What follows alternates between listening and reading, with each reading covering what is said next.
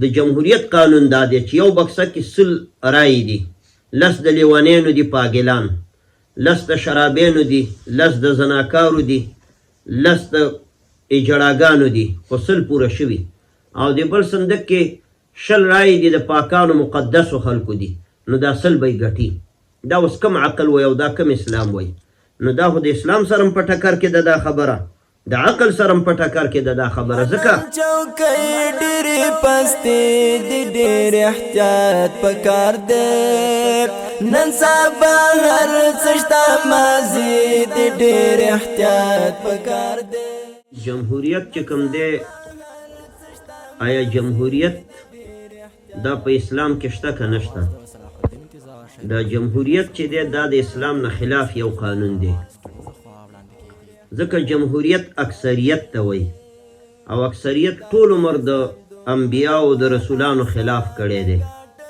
اکثره خلک چې دی د رسولانو مقابل ته ولاړ دي. د نوح علیه السلام په رابطه باندې چې دلته په حدیث د ترمذي د شفاعت په باب کې اول رسول ویلی شوی دی.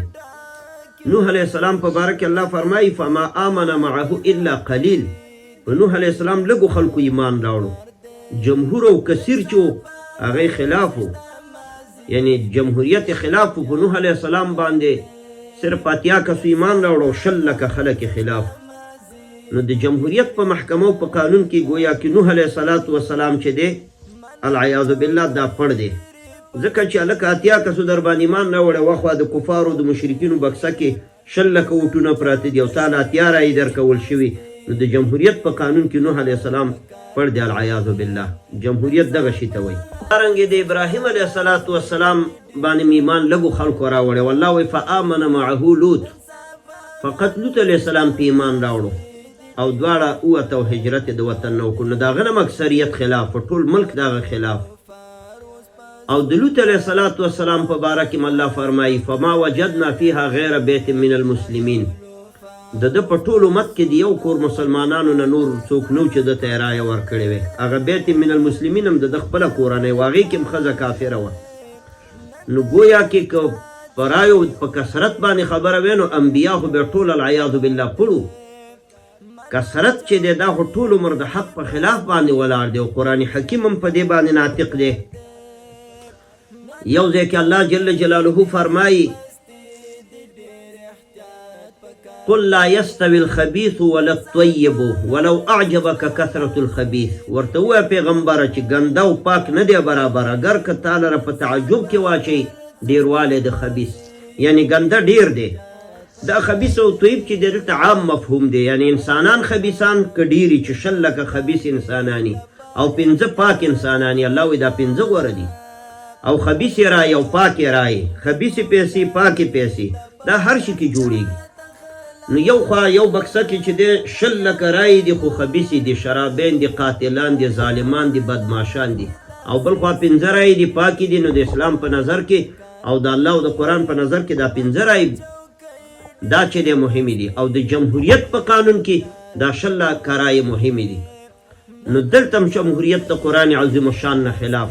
قرآن کریم کې چې څومره آیاتونه دي د اکثریت او د جمهوریت په خلاف باندې راغلي. الله وایي ولکن اکثر الناس لا یعلمون ولکن اکثر الناس لا یشکرون. او الله پاک وایي وان تطع اکثر من فی الارض یضلوک عن سبیل الله. که د اکثریت تابع شوي د الله د لارې نه به دې بېلارې کړي. نو جمهوریت اکثریت ته وایي، او اکثریت خو ټول عمر د حق په خلاف باندې ولاړ دی عزتمندو. نو د جمهوریت تصور په اسلام کې نشته دی، دا یاد ساتئ. اسلام کې د امارت او د خلافت اصطلاح کارول کېږي، د جمهوریت اصطلاح نه. ځکه چې اکثریت خو ټول عمر نبی علیه السلام چې مکه شریفه کې پیدا شو، دار ارقم کې به چې ناستو د ګوتو په شمار مسلمانانو ورسره و، اکثریت ټول خلاف و د اسلام او د پیغمبر اسلام خلاف. نو اسلام چې دی دا کیف ته اعتبار ورکوي، کم ته اعتبار نه ورکوي، ډیروالي ته نه ګوري بلکې صفایي ته ګوري. نو که ډېرې رایې وي چې غلطې رایې وي هغه هم په باطله باندې دي. او جمهوریت څه وایي؟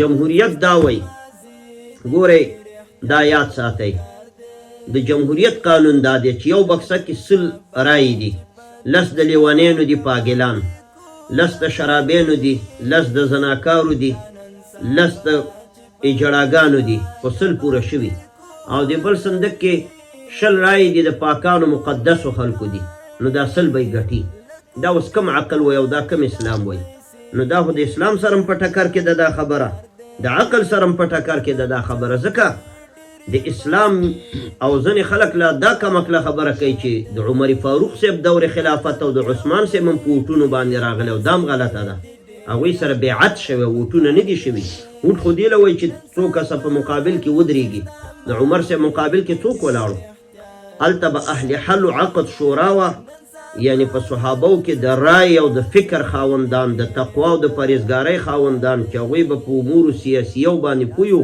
د مسلمانانو په انفرادي او اجتماعي ټولو امورو کې به ماهرانو دوی به یو سړی وټاکلو بیا به هغې نه وروسته بیعتونه کېدله دا نه چې 5 صحابه به مقابل کې ودرېد او بکسې به یې کېښودې صحابه کرامو چېرته ووټ نه دی کړی په خیر القرون کې دا ووټ د سره ونه دا خو د انګریزانو یو پدیده ده چې را پیدا یې که په دې ملکونو کې